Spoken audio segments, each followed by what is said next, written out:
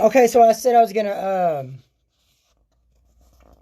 read the death of Joseph, but I wanted to say some things about Joseph that a lot of people don't realize.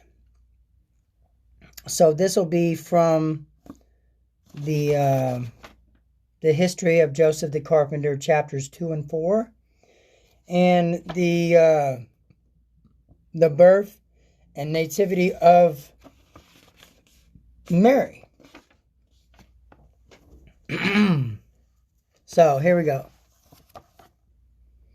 Now there was this elderly man named Joseph, who was from the family and city of King David, the Judean town of Bethlehem. This man was trained in all knowledge and wisdom, and had been made a priest in the Lord's temple. He was skilled in his carpenter's trade, and he took a wife as other men do, fathering 4 sons, whose names were Judas, Justus, James, and Simon, and also 2 daughters, whose names were Assia and Lydia. So you got to understand something about Joseph, Jesus's, you can call him stepfather.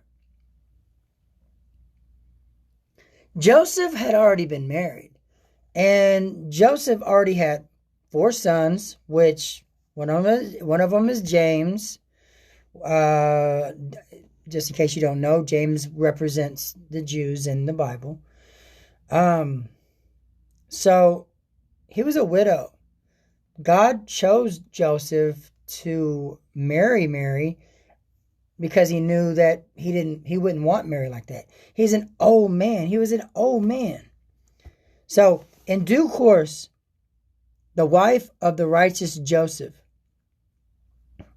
a woman who was bent on holiness in all that she did, passed away. So that tells you right there that he was a widow. But that venerable man Joseph, my father, according to the flesh, and husband to my mother Mary, so this is Jesus speaking, went off to his business and practiced carpentry with his sons. Now my blessed, holy, and unblemished mother Mary was already 12 years old by the time the Honorable Joseph had become a widower. Her parents had dictated her to the temple when she was 3, you see, and for 9 years she lived in the temple of the Lord. Then, when the priests recognized that the saintly and God-loving virgin was coming of age, they talked it over with one another. Let us try and find a just and pious man, they agreed, to whom we may entrust Mary until such time as she should wed. Just in case what normally happens among women should take place within her while housed in it. For should we fail to do this thing, we might bring God's wrath down on ourselves. So they promptly sent word and assembled 12 elderly men from the line of Judah. They wrote out the names of the 12 tribes of Israel, and the lot fell upon the elderly, devout, and upright Joseph. Now when at last the priests were resolved, they said to my blessed mother, "Go with Joseph and remain with him until it's time for you to wed." So the righteous Joseph accepted my mother and took her away to his own home. And Mary found the lesser James heartbroken and downcast over the recent loss of his mother. So she looked after him in his father's house. And this is why Mary is spoken of as the mother of James.